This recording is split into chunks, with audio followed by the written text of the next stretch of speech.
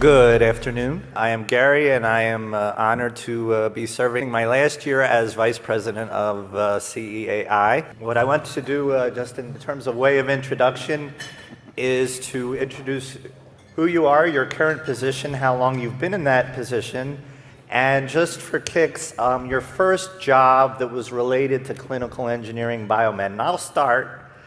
My day job is that I am a multi-site manager with Advocate Healthcare. I've been in that role for almost 7 years. And my first job related to biomed was I supported the pediatric sleep lab at Rush Hospital here in the Chicago area, both on the research side and a little bit of biomed side. And I kind of transitioned into clinical engineering over those years after that. So we'll start with Aaron and work our way down. Hey, good morning. Thank you for the invitation to be here. Aaron Gorel, I'm with GE Healthcare. I lead our in-house non-demand development team, which means basically our group is responsible for increasing access to parts, productivity tools, training, and knowledge for this environment. I've been with GE for 16 years, in this position for 4. My first job in this space was endoscope repair. So I've come a long way since then, but I'm no longer working with bending section rubbers and angulation and everything else. So good to be here. Thanks, Gary.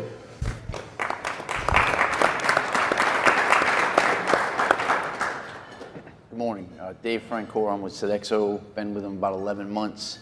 Been in the industry a little over 30 years. My first job in the biomed world was actually for a company called Sun Health, where I worked in Charleston, South Carolina, as my first biomed job. My name's George Mills. My name's George Mills, Joint Commission. My first experience with clinical engineering was my first hospital, where I was the director of environmental services. So I had biomed reporting to me, and started out with a 2-man shop. 5 years later, 6 years later, when I left, we had, I think, 7. We started servicing the rural community with we had radiology going out to all these different sites and stuff. So let's start bringing equipment back here and fixing it for them. So that was my exposure to biomed, first exposure.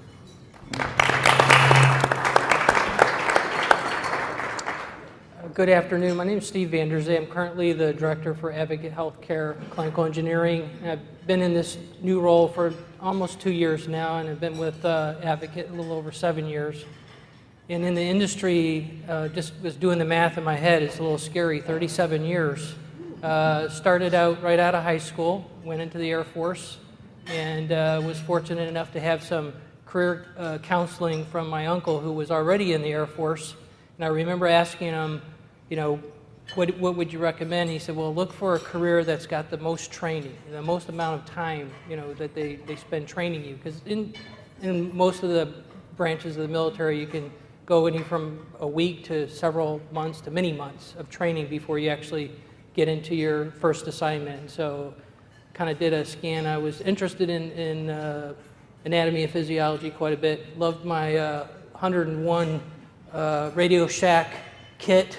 So I loved my electronics, and so I thought, hey, this biomedical sounds something interesting. So I was fortunate enough to get into that field, and my first job was actually at an air base in San Antonio, Texas.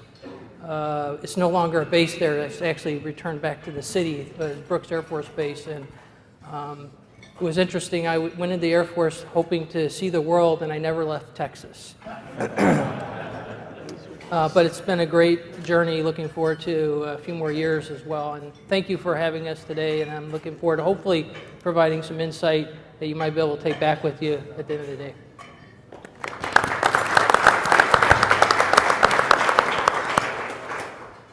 Good afternoon. My name is Mike Busdicker. I'm the System Director of Clinical Engineering or HTM at Intermountain Healthcare in Salt Lake City, Utah. I've been with the organization for about 5 years. It has been 5 years in May. I actually was in the Chicago area for 15 years prior to that with what used to be the Provena system. I actually worked for Trimedics for a while, was with Aramark and ServiceMaster back in the day. I've been in the field 35 years. Also a graduate of the Department of Defense, the Air Force Biomed School back in 1982. And like Steve, I wasn't sure what I wanted to do when I went into the Air Force. I went in open electronics. They asked me what jobs I wanted. They said, pick two. My first one was I wanted to work on jets. I was in the Air Force, wanted to work on jets. My second job I looked at, I said, I don't know what this medical equipment repair field is, but it's a 10-month school, must be pretty good. That's what I picked, that's what I got.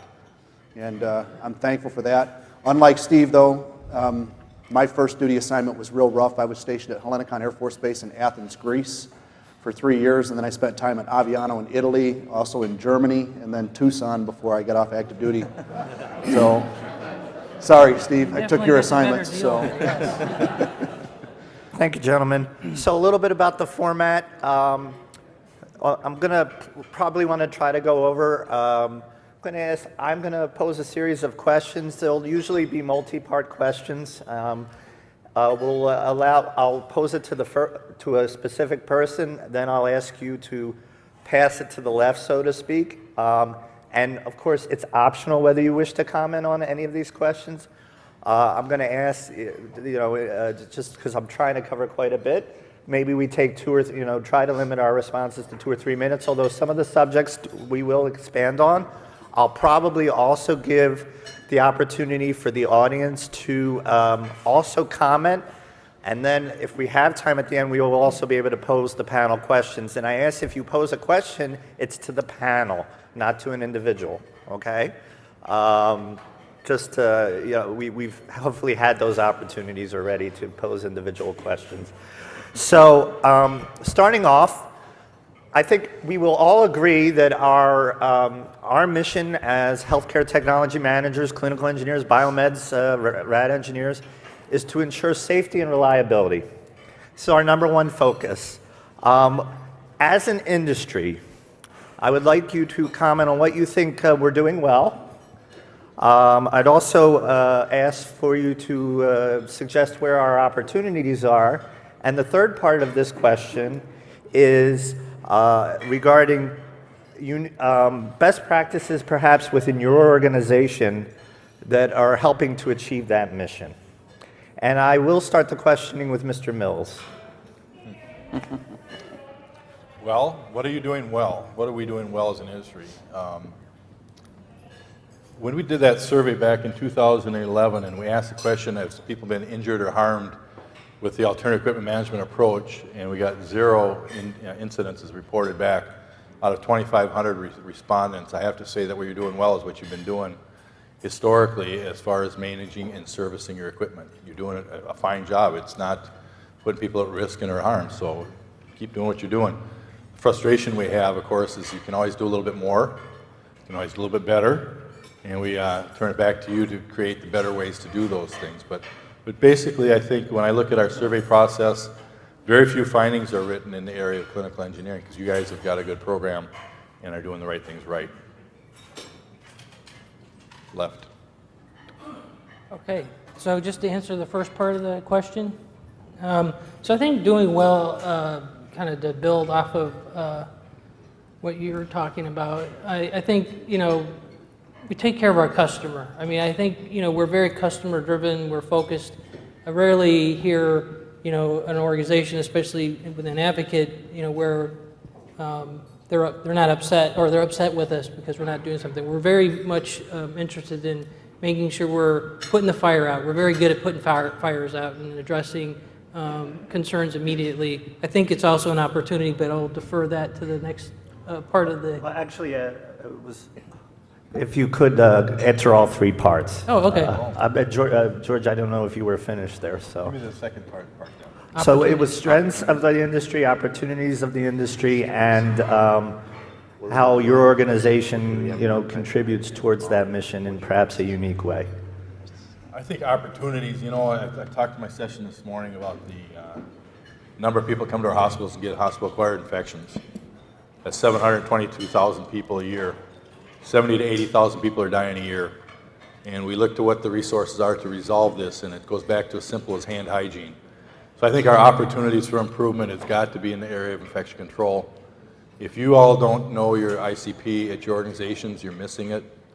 Your new best friend has got to be that person or that team, and you've got to start working your people back into hand hygiene. As simple as it is, I'm begging you, let's get serious about that. Let's reduce that number. We've heard that 700,000 number for a couple of years now, and it's not going down. The clinicians are not doing it. So we've got to start mobilizing our staff. We've got to be an example in our buildings. We've got to start raising that banner. For hand hygiene, it's simple as that. Get the infection control down to your shop. Excuse me. Down to your shop and have them teach you how to wash your hands. I think that's the biggest opportunity we have for improvement. You're doing everything else fine, but I think you need to move that forward. What was the third one? I want to know, what are best practices? Well, best practices. Or how you're, yeah. The Joint Commission looks at all sorts of practices and that. And again, what we would look at is your outcomes. And again, your industry outcomes, Gary, are stable. So I guess I would defer to the rest of the members to really go with the best practices and things for how to continue that mode going forward. So open up to the panel for that part of the question too. Thank you. So to kind of build on what George is saying, the opportunities, clearly the infection control is a big deal. We have secret shoppers that go around and look for hand hygiene, and our numbers are not good for our organization. It's a huge opportunity. And I think we tend, in our field to not understand that importance while we're out on the floor and practicing those same behaviors out on the floor. I think we're pretty good in the shop. We understand, put gloves on when you're working on a piece of equipment and doing things that we do in the shop. But just because there's not a patient in the room doesn't mean we shouldn't be following the same protocol that our clinicians need to be following. So, I would totally agree there. I think, the other opportunity that we're experiencing within Advocate is the ongoing integration of technology and how we're more and more every day working with our counterparts in IT, informatics, core networking, security, all those things, and really taking a step back and making sure we're engaging all of those groups and recognizing we need to play in that same sandbox together, because there's safety events that are happening today because we're not doing that well. There's things happening that are touching the patient because we're not doing that very well. And I think, when I think about our organization, Advocate Healthcare, been really blessed and fortunate to be with Advocate for a while, and we've started a journey a few years back on high reliability.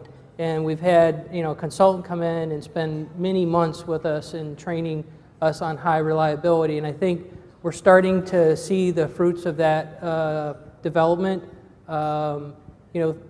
Things that are practiced in other industries like the nuclear industry and military, aircraft carriers and things that they do. Those practices they have are the very same practices we're learning today. How to be a wingman. Doing safety huddles.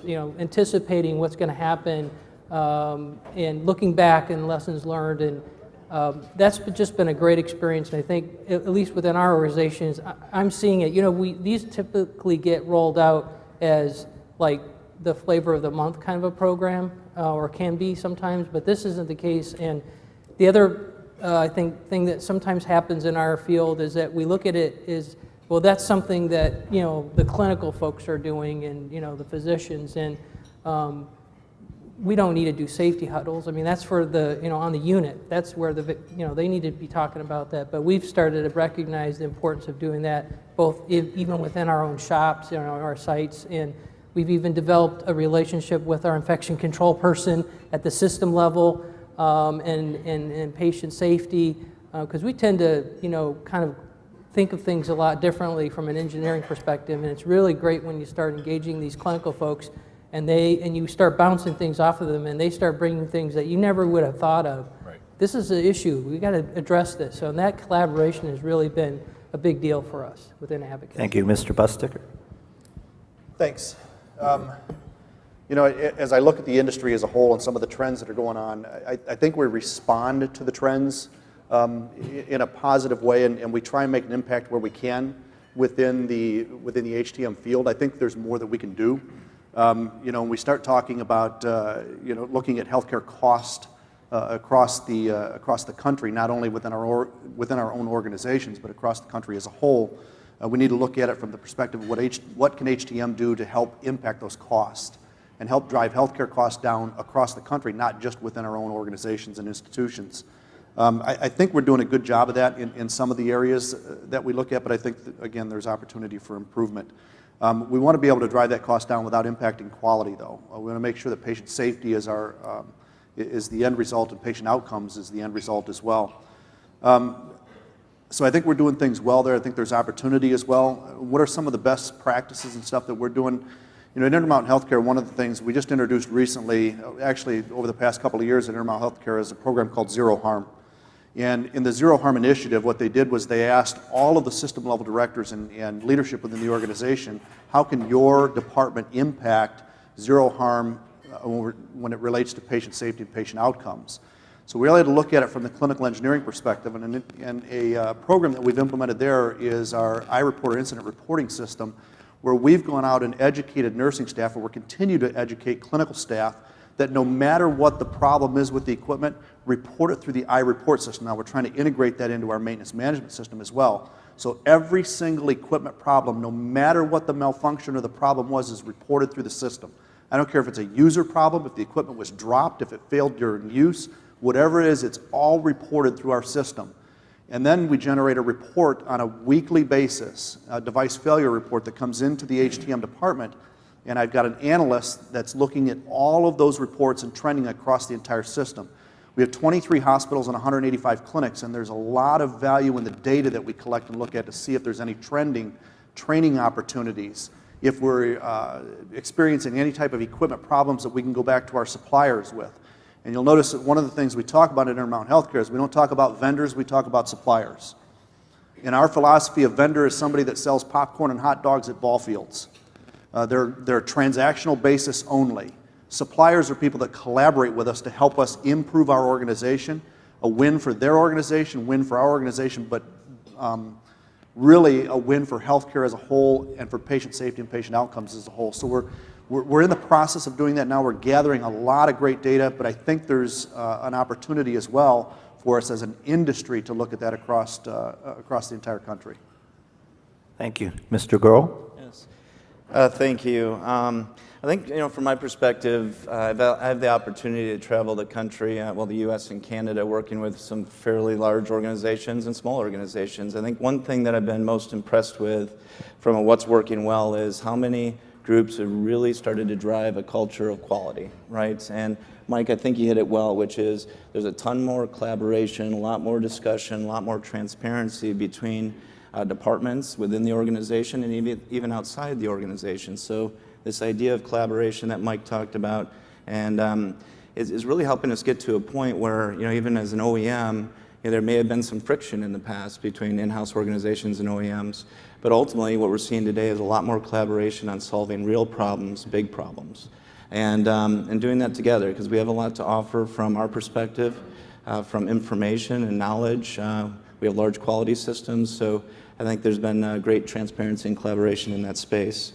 I think one thing that I'm seeing a lot of too is, the HTM organization, is no longer stuck in the basement, right? You're not just turning wrenches. You're out in the halls. You're driving strategy with the executive leadership team. And I think my encouragement would be to continue to do that and do it more, because the more you can be on the front end of that strategy development versus the recipient, the better off we're all going to be. So those are specific areas, I think, of opportunity. And I think one thing that we're doing well from our organization is, we've got a ton of data, right? We've got more actuarial data than most organizations out there. So I think from our ability to help you drive different decisions or decisions around risk and reliability, et cetera, those are all opportunities of which we can further engage. Okay. Excellent. Thank you. There's not much I can say that's going to be different than everybody else at the table. My perspective would be this. So first thing, when they ask a question around safety, everybody in this room probably had a different picture in their head. So when I started thinking about safety from the world that we have in healthcare, we can talk about it from an employer-patient perspective. We can talk about it equipment perspective, infection control, IT, whether just the basic slip, trip, falls, sticks, however. So everything is safety. So from my world, first of all, in the healthcare environment, from what I've seen, having worked for the 3 largest ISOs, I think from a clinical engineering standpoint, I can assure you that the stats will tell you that we're the best. You look at food, EVS, how, all these, the CTM, the HTM world, we have the lowest numbers of safety-related instances, as George alluded to, across the thing. So we're already good in that space, but we can get better. So depending on what you want to deem as your safety is where you're going to do your focus. So I think we're good in all those categories, but are we perfect? Absolutely not. And should we always try to improve? Yes. So the improvements would be, and I'm going to kind of nudge up to my buddy here, I'm going to pick up on some of the things that he said. So depending on what you want to define as your safety that you want to focus on, I would ask you to create dashboards or a PI initiative, right? Process improvement, so you can talk about it. And from my perspective around the best practice, my experience says that as long as you put a focused attention, a resource dedicated to it, that's when you're going to see the improvement. So whatever that looks like, get a body that you want to have focused on that initiative, create a dashboard, a PI initiative, and you'll see improvement regardless of what it is. Excellent. I will open the audience if one person wants to comment on this question. If not, we'll move on to the next question. Okay, thank you. So towards that mission of safety and reliability, another three-part question, and this one's going to probably get interesting and a little longer in our response. So we have somewhat, I won't use the word competing, but we have different forces in play towards this end. We have a potential increase in the regulatory environment in our industry, which we've talked about a little bit during these past 2 days. We have folks that are doing risk-based and reliability-centered maintenance. Appropriate, perhaps not. So comments on the state of alternative equipment maintenance, reliability-centered maintenance, the need for regulation, increased regulation, and also the need and the pathway towards standardization. So I know that I'm piling on a lot here in this question, so I apologize. I'm just trying to. So let's do it. Let's start with this. Let's start with the easy ones first. So pathways towards standardization. What do you think we need to do differently in terms of breaking down barriers? Reliability-centered maintenance. Are we appropriate as an industry? What does the evidence indicate? And that will lead us, I think, very well into the need or not for increased regulation of, we'll lump us all under the aspect of third-party equipment service. Okay. And we'll start with Mr. Grohl, please. Of course. I think there's going to be a 30-minute response from each of us, maybe. Where to start? I'll give you more than 3 minutes. All right, thank you. What's interesting, I think, particularly as it relates to RCM, I'm a fan in many ways, but I think at times we can have a chance to spend so much time from an analysis paralysis standpoint that we lose sight of the things that we really have to do every day, and that is get stuff fixed. Because there is a cost to quality at times, and what I think I'm seeing in particular across the nation is, you have organizations that are small and maybe might not have enough relevant data to make accurate decisions around risk and reliability. And on other sides of the coin, you may have organizations that are so large that it takes a data scientist to actually make sense of it and create some actionable intelligence. So there's got to be a chord that's struck in the middle. I'm not necessarily the one that can make that decision on where that is, but I think that there are opportunities. I think from our perspective as an OEM, we've been really reevaluating even PM schedules that have been released at time of engineering and at time of equipment to be more in line with the risk and reliability information that we've collected. Okay. The second part of the question I think is more around the regulation. I think it might surprise you as the OEM here. I'm not a big fan of increased regulation. What I believe is that when you look at the organizations, as I mentioned earlier, you have some great quality organizations in the U.S. Dave actually made comments around it too. And what I believe is that you have Joint Commission that's already involved in your hospitals for the most part, CMMS, you have state regulations, you have regulations and compliance levels that you're already working towards, and I think are very sound in how they've been implemented. What I would say is really looking at the industry at a whole. So we have to really make sure that anybody who's playing in this space at least has some sort of minimum regulatory compliance and levels that they're working towards. We can't have organizations out there that haven't been credentialed from a training, might not have certain quality systems in place. I think we've all got to agree on what those minimums are and all adhere to them. Okay? Hopefully that's good. Yeah. Did I miss any part of the question? We're good? Sounds good. I'm not really sure we understand what the questions were completely, yeah. but we'll do the best we can. So from my perspective around risk-based criteria maintenance, or however you want to do it, first of all, everyone in this room owes a great vote of thanks to the gentleman sitting at the table who spoke to us before this, Mr. Larry Fenico. We wouldn't have it if it wasn't for this gentleman, and I can tell you right now that my entire career has been dedicated to thanking this gentleman for what he's done for us. So.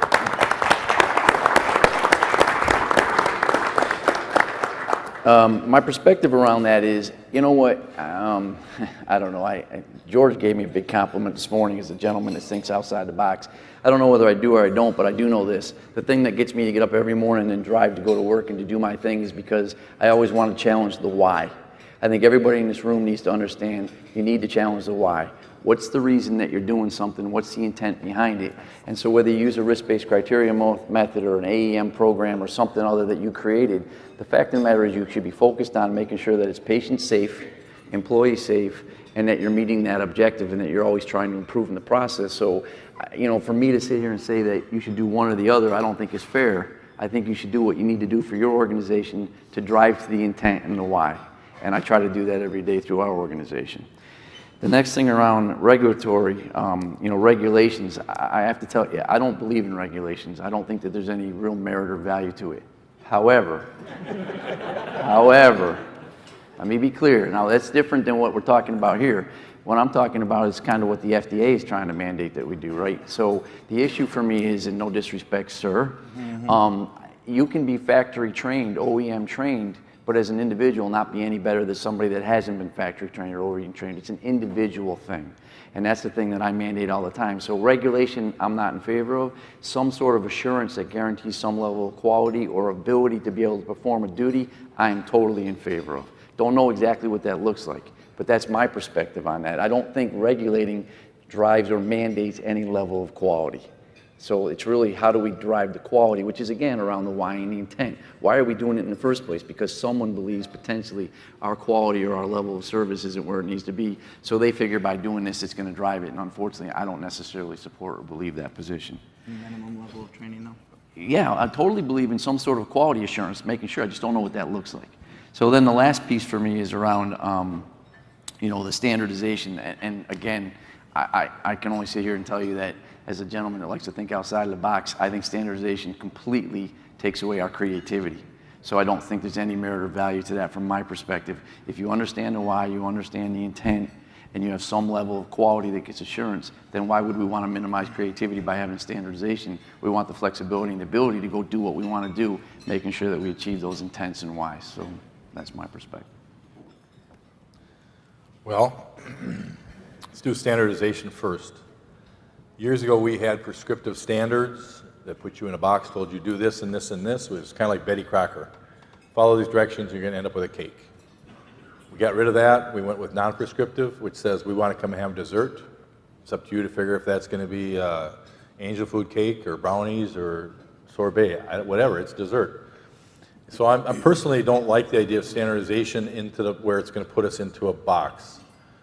Certainly there's things that we do regardless because it's the right thing to do. Our process, our troubleshooting process, do these 5 steps, you're going to have an outcome. Those things are given, but to impose a standardization of approach on us, I think it'd be diminishing for our industry. I think it would be an impact that would cause problems. And that's partly because I believe in RCM. I kind of disagree a little bit with what you said earlier about the size, Mike, or Aaron rather, the size. I don't think that's an issue. I think you have data. Data drives your decision. You can move that forward. I like RCM. I like the fact that you can make reasonable and rational judgments based on that data source that you look at and analyze. It does not always lead to reduction in work. Sometimes the RCM leads us to do more opportunities or more functions based on the outcomes of your analysis. But I like the analysis. I like the fact that that gives it to us. if we went with a standardization approach, it's going to restrict and inhibit those kind of thinkings and that kind of a process means. So, you know, personally, I like the ability to be, Larry, as Dave mentioned, Larry's, you know, I mean, your initial work was amazing. It's what I cut my teeth on, and it's really shaped the 25 years after I first read your documents, and it's been really the way I've looked at how we should evaluate things. And again, if there was a box around that, that wouldn't have worked. And again, with RCM, if there's a box, we can't work in that. So I don't think standardization is really the right approach for us as an industry. I think we need to have the ability to do what's right. And then lastly, as far as regulatory, the problem I have with regulatory is you have to make sure that the regulators have experience in the things they're regulating. Frustration I have with CMS is we have engineers there that have no hospital experience. And when we try to talk to them, we have to back way up and give them the education that they need to make rational decisions in that. So the concern I have from a regulation point of view is you have to make sure the regulators understand what we do. And that's not always the case. That being said, as a Joint Commission, as an accrediting organization, I believe we're different than a regulator. A regulator has more of a punitive arm or leverage against you, and that there's a financial obligation that a regulator can bring that we don't bring. What we look at is accrediting a program of compliance, and that program of compliance is evaluated based on outcome. And so that's where we partner with you. That's where, again, if we don't put you into a standardized box, but allow you to create reasonable solutions to get the right outcome, which is ultimately safe patient care environment, we're all moving towards the same target. When we survey for accreditation, and it's not just the Joint Commission, our competitors do the same thing. All of us have the goal for patient safety, and that we want to make sure that's where we arrive to that. We're different than a regulator, we're different than an inspector. We are there to survey you and to help you come into compliance through identifying deficiencies and gaps in your program that you can do better with. And that's where the exciting thing about doing my job is we can help you get better. And as I said earlier, you as an industry are doing a fine job. We can always get better. You know, don't just sit on your laurels and think we've made it, because none of us have really made it. But we can get better, and we can make our teams get better. And so that's my thoughts on those three parts of your question, Gary. Steve?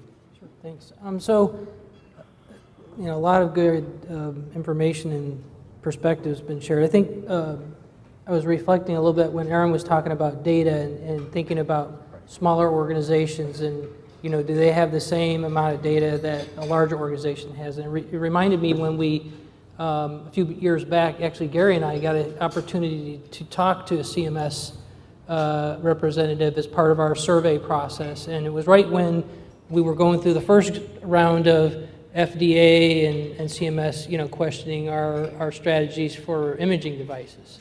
And so we did get a chance to talk, and they actually voiced the same concern. It's like, you know, you guys have your act together. We see you've got data, you're basing your decisions around meaningful information. But this isn't always the case. When we go to these smaller hospitals, the structure isn't there, you know, the data isn't there.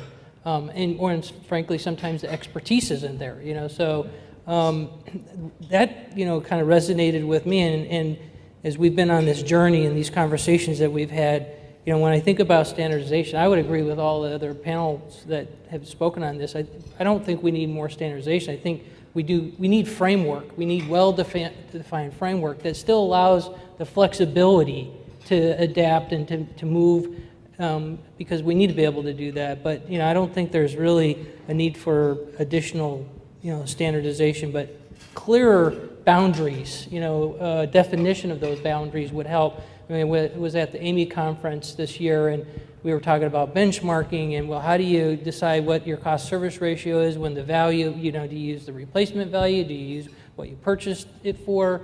And it's like, well, geez, we've been talking about this for 15, 20 years. You know, we should, as an industry, we should be able to say, let's create a database with a defined number.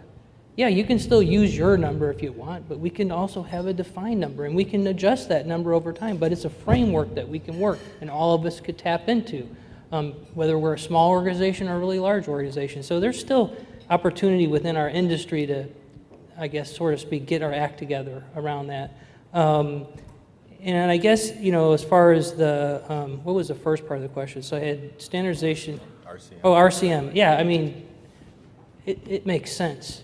I mean, it's been proven. You know, we've got data that shows this works when done correctly. Thanks. And you know, I'll start a little bit with standardization and regulatory as well. And I like Steve's analogy talking about the framework. We need the framework. You know, when we build our house, we got the framework that's set aside for us. We can design our house how we want it to look on the inside, as long as we're meeting the objectives and keeping our patients safe and our staff safe. So I'm on board with that. And when we talk about the regulation piece, and we talk about the FDA initiative, the things that are going on right now, you know, and a lot of people, you know, are real quick to point the fingers to the OEMs on that. And as I looked at that piece of it, I thought, you know, maybe they're driving it from a certain perspective, but if you really look at how many OEMs out there involved in multi-vendor service, so if they're driving it from that perspective, they're shooting themselves in the foot on the other perspective, because all of them that I work with are involved in multi-vendor service as well. So, you know, it may be driven a little bit from that perspective, but so do I think we need the regulation? I don't think so. You know, as I look at it, I agree with what George said. Who sets that standard?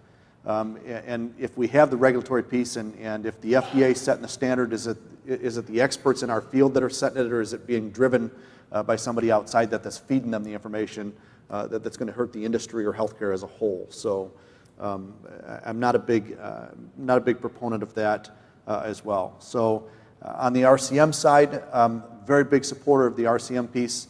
You know, as I look at that, although I do think that when we talk about RCM, you've got to have the data and information behind it. You know, Dave talked about challenge the why. And I would suggest that not only do you have to challenge the why, but you have to explain the why. You know, I was just, I coached my daughter's competitive softball team, and I went to a coach's clinic, and one of the experts there, for a college coach, asked me how many you teach your players to catch with two hands. You know, when they're in the outfield, they throw the glove up, and they catch with one hand, and everybody yells, 2 hands, 2 hands. Well, why do you teach 2 hands? You don't catch the ball without the glove, right? So you're really not catching with 2 hands, you're catching with one. It's the transfer, you want to have the ball close there. So I think you need to not only challenge the why, but explain the why. And that's why you have to, the data and information behind it on why you're doing it. And I think it doesn't stop there. There's a continual evaluation that needs to go on as well. You can't just go through the data gathering, the analysis, and say we're going to change this and then leave it and forget about it. You've got to continually evaluate and look at the data and continually capture that data, because you've got to take a look at things like, is staff neglecting the equipment on the things that they're supposed to be doing with it? So if you're not looking at it on a routine basis, are you looking at it during your environmental rounds? Are you looking at that equipment, making sure staff is doing what they need to be doing with it, so you don't have an incident that harms a patient or harms staff? And then also educating the staff so that they've got the confidence in that equipment, even though it doesn't have a standard or routine PM that the manufacturer or the OEM suggests that it has. So educate the staff, continually evaluate the data and information, and take a look at all of it. And again, it's just an ongoing evaluation process. Thank you. I think I'll probably have one last question I'll be asking. Oh, did anyone in the audience want to comment on this? I'm looking at one table in particular, but okay. Once again, thank you.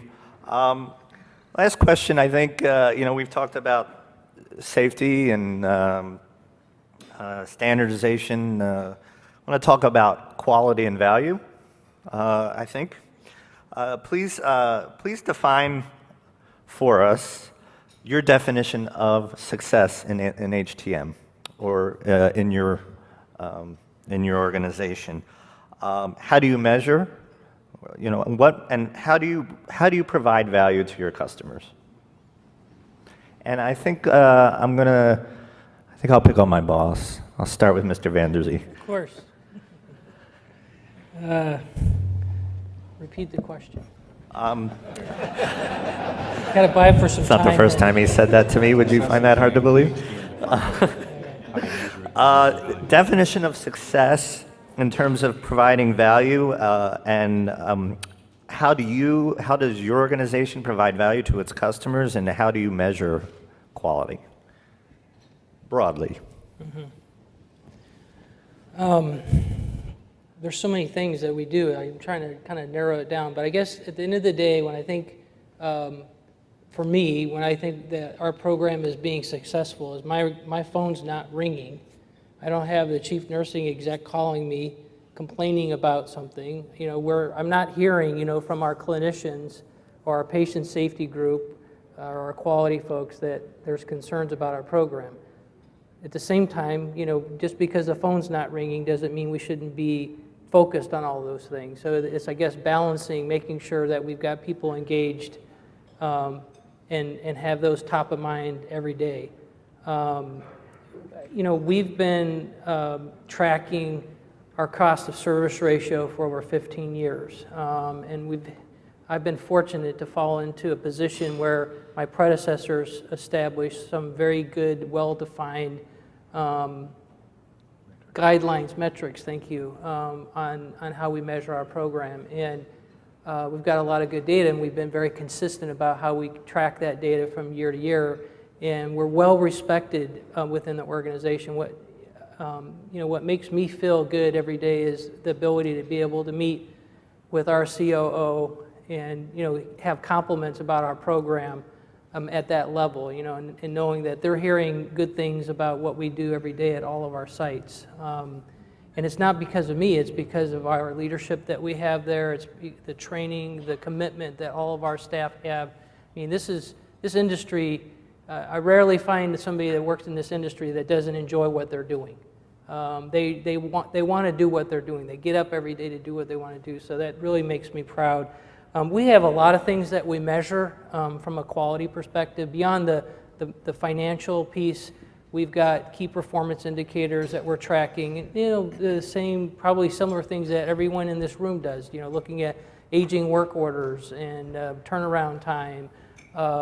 We're also tracking some opportunities. So in our business office, we've identified we need a playbook, so that we're following the same procedure on how our calls are handled and how they're escalated and how we process invoices and all the things around that. So we're measuring how far along we are building out that playbook. Each of our sites have individual metrics that they're looking at. We've gotten away from tracking PM compliance. I mean, that's been one of those givens for years and years, but we're looking more at the overall program. Trying to think of a couple other ones that we've got besides the financial and work order. But I mean, those are, and we tweak them every year. That's part of the other challenge is that you got to continuously look for opportunities and then measure those opportunities. Measure that and make sure that you're continuing to get better at that. And if you get there and you manage to knock that one out, then find a new one. You can't never get complacent with that.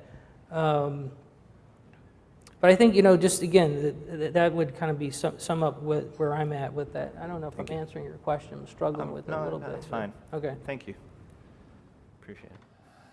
And go ahead, Steve. No, go ahead. I'm passing it to you. Okay. Maybe I'll get some better thoughts. We need a baton, formal baton here. And so I'll kind of try and be brief on this because there's so much that could be talked about in this aspect. And when I look at measures of success within the organization, what's of value to the customers, some of the things that I look at, is our department out of the basement?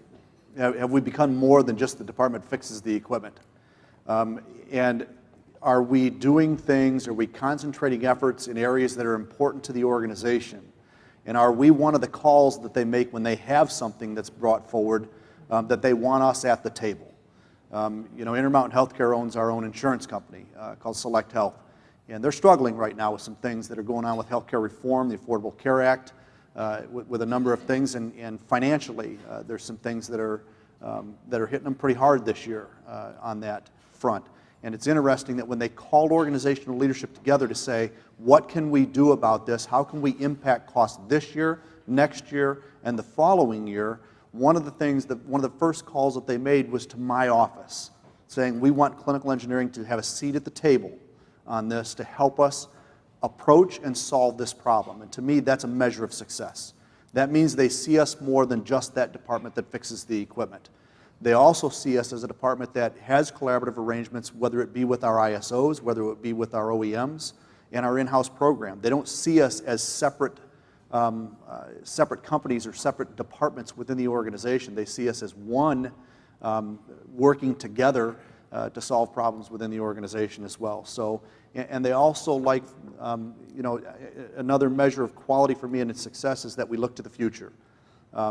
we're proactive, not reactive in the things that are going on. So the same as population health, where we're trying to be proactive in people's medical care and treatment, we're proactive on the HTM side as well, and taking things to leadership instead of waiting for them to come to us in that front. Mr. Grohl? Very good. I think a little bit different perspective here as being, an OEM or a service provider to many of you is that when we look at success in our vision, particularly in our group, it's about, are we enabling and empowering our customers to achieve desired outcomes, right? So, or are we standing in the way or becoming a roadblock? And ultimately, our goal is to be absolutely a part of the solution. So when I look at success, it's how often and how deeply are we getting beyond break fix, because everybody's got to do break fix right, and do it well. How much are we getting involved in helping solve for some of the bigger problems around team productivity, and how are we helping the teams become more effective and productive through additional tools and knowledge and things at their fingertips as they become more mobile. So we really are looking at how deep we're getting across the organization and how well we're engaging. And I know, being with GE, I've heard it more than once. They say, GE, we saved you to last to have this conversation because we figured you'd be the most difficult.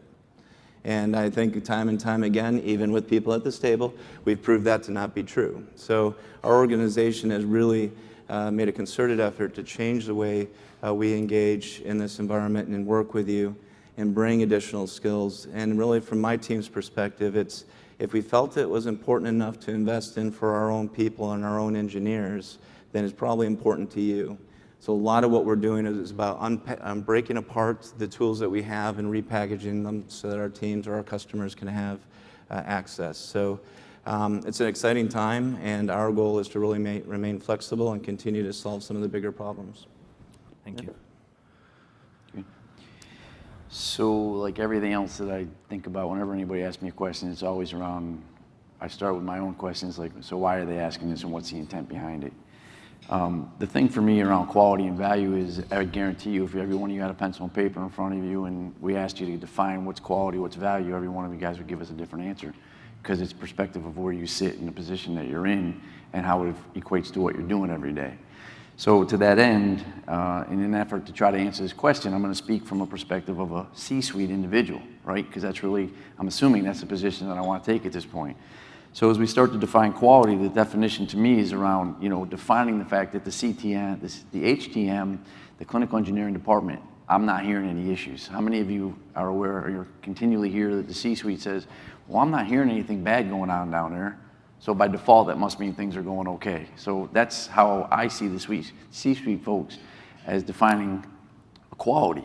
So the difference there is, as Mike said earlier, that becomes a little bit of a problem and challenge for us, because that means we're not necessarily getting a seat at the table, because we're not in their face and we're not solving, we don't see this as an issue or a problem. So that's a challenge for you.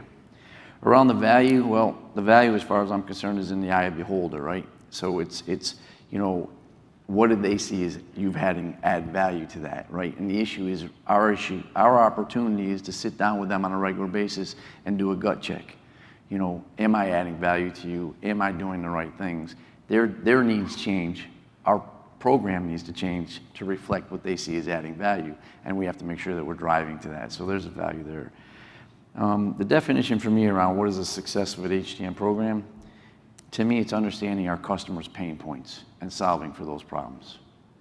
So that's, to me, the definition. So it's going to be different for everybody in this room, and I define that for my world as I've effectively managed patient safety, and I'm continuing to try to drive it better.